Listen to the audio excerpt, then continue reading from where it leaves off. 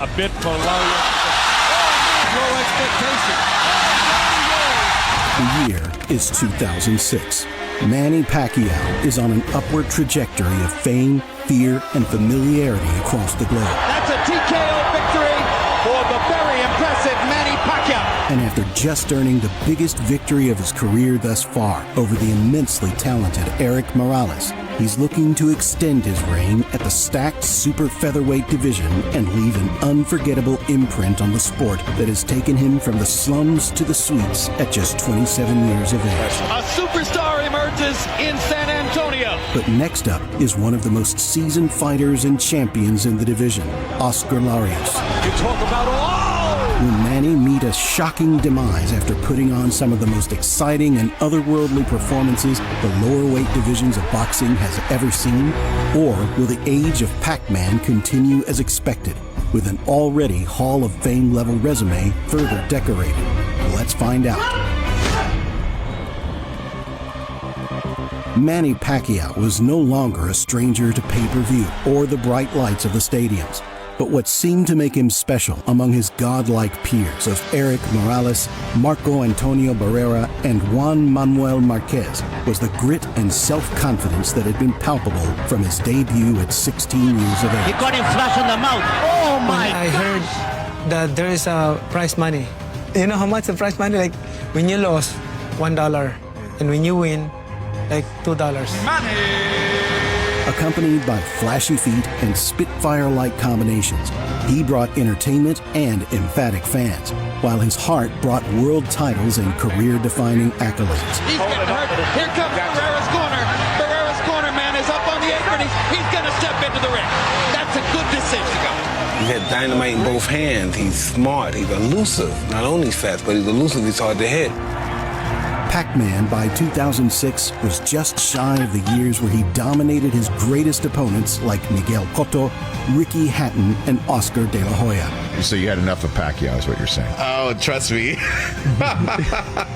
Right when I walked into the ring, I had enough of Pacquiao. But while he was yet to get those names under his belt, he was quite literally going around taking all the other belts from 112 to 130, making him a 3 and soon-to-be 4-weight world champion, which across the only ever 8-division world champion's career means we're now officially entering his legendary, inimitable prime. Oscar Chololo! Oscar's resume wasn't quite as expansive or memorable as Manny's at this time, despite being 60 fights into his career. Still, he was a WBC world champion with many successful title defenses to his name before taking his first loss in many years in his previous fight, and looking mighty fine doing it with almost 40 knockouts to his name. And you talk about a right hand on the button. I'm going to be very happy because in my mind, I will be the champion of the world. This future two-time champ was expected to be a decent challenge, and whether he could cause an upset was anyone's guess. But the bout's intensity and excitement were all but guaranteed, with two of the highest output fighters at 130 meeting each other in the ring. The bout came and commenced on the 2nd of July in 2006, and after a brief intro from Mr. Buffer and a firm but friendly touching of gloves, Larios and Pacquiao began the great battle dubbed Mano y Mano. Here we go, round number 1. Larios goes with the first punch of the fight as he gets that jab out there, and he's got to hold him off the jab. Remember, anything that Pacquiao does, you'll hear a roar of the crowd. You can be sure his heart is in his mouth, hoping nothing happens to Manny like a broken hand. With Wayne McCullers, I pointed out, from the power shot of the left-handed fighter during this fight, but Larios has to go the typical way. Now here they go and mix it up a little bit. It's Manny that dictates that as he goes hunting downstairs. He wants to blast the body. If he can't reach the head, he wants to blast the body. But there's only 54 seconds to go. Here's Manny. Cuts him a couple. One punch from Manny can change the course of this momentarily. And you see Larios pick up the right hand, and now the exchange. He caught him with the left hand this time. Manny in front of him now, moving the hands up and down, looping right hand. Manny feints away, spins to his right, and takes it mostly on the left. The southpaw fighter. And he gets him inside, flash to the body and back upstairs. Larios gambled from the outside to try and score with his right hand, and that's why he got Manny. He got caught, he made his strike.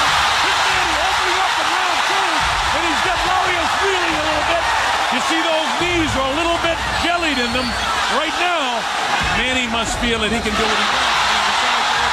And he hits the uppercut in there with a left hand. Over 100 championship fights for both the referee and the judge. This Larios is trying to pick it up and trying to get back to the back of the field. The Larios touches him with a left hook. He's on top of him. I don't think he's hurt him, but he's got him with a good left hook. He showed up with that left hook, Colonel. He's got a chance here. Manny Pacquiao gets rattled badly, which is a sight rarely seen since his raw teenage years as a flyweight. Manny recovers against the ropes for a short while before taking back momentum in the second half with some sneaky left hands. But Larios is clearly more of a threat than many expected before coming into the bout. Properly timed as far as taking his chance. He's a hand speed, and now Larios decides to plan he wants to mix with this guy. Larios has come to fight. He got hit with a pretty good right hand that time, and another right on the chin. Larios' legs are still okay, so he's ready to exchange. If this is by a glove, it doesn't make any difference. It doesn't call the accidental headbutt. We'll get that ruling from the referee. He got nailed with a good right hand shot that time. But things are going well for Manny Pacquiao at this stage. He cracked him with the right hand. That looked better than what it was.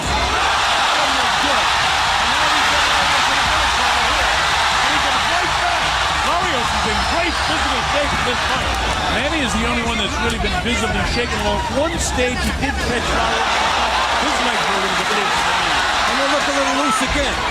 With the right hand, right back comes Manny Pacquiao from time to time. Dave? Well, you know, he's been waiting for one big opportunity rather than working his way in. He's an explosive guy. Keep the jab going. There's a sneaky left hand lead that snapped the head back of Larios. From Araneta Coliseum. Is the attack of Manny Pacquiao. Nothing big landed, though. Even though we gave him the last round. Give a little bounce right there. He loves to come after a guy, doesn't he? And that is what a good move is, to set a guy up. Round 7 has Pacquiao continue his controlled, cohesive dominance over the bout after a solid opening quarter from Larios. Manny's elusive movement and increased work on the body seem to have Larios seeing ghosts as he falls for feints and struggles to land many meaningful blows. As Larios tries to barrage his way back into the bout, however, he overextends, and Manny Pacquiao unleashes a furious flurry of punches that has Oscar taking a knee in the first knockdown of the fight. A bit for Larios.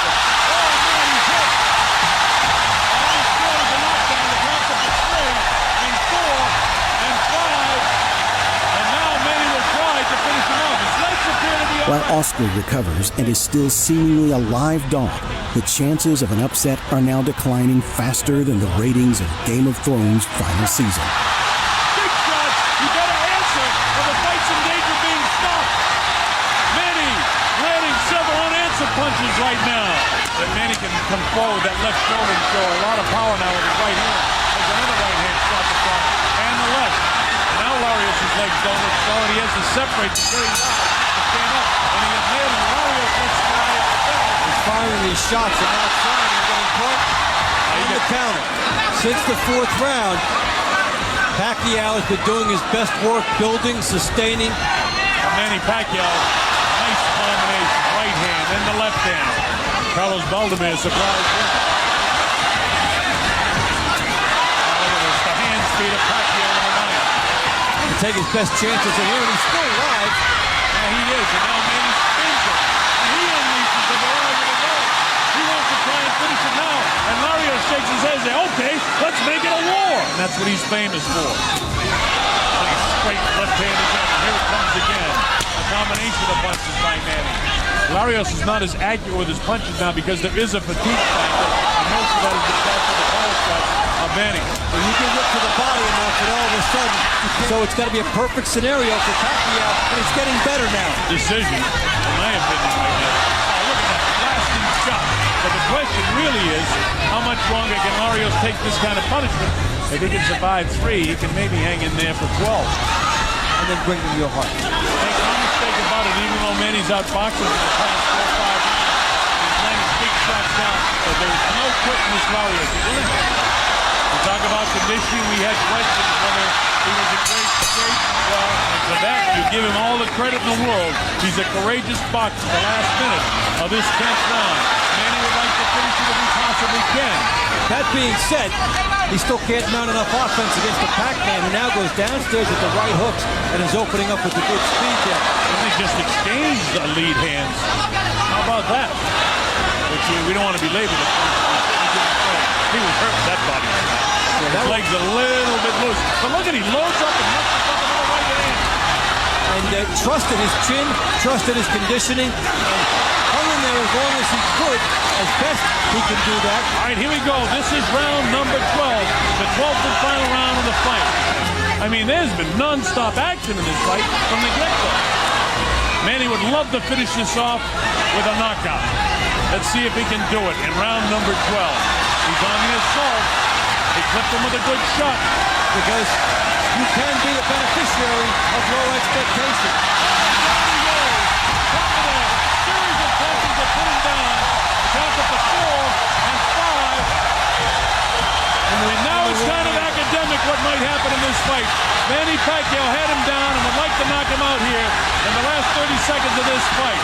Oscar Larios apparently will survive the fight. He won't get the decision, but he's made it a great war and a wonderful prize. After a short wait with little suspense, the scorecards are announced. And by way of unanimous decision, Manny Pacquiao grabs another dominant victory against one of the best fighters in his division and increases his stock yet again as the most exciting, if not greatest, fighter in the world. He ended up being a very tough guy. What were the things he did that you had to adjust to? On the fourth round, I became adjustment to my style because he is too strong too, and he's a good fighter inside. All right, so that training out in Los Angeles helped when he came back here. Definitely, and as I said, Manny's a machine. He's 12-14. He trained for 12 hard rounds, and he proved it. Pero perdí entre un gran campeón. I was well prepared. I gave 100%, but at the end of the night, I lost to a great champion.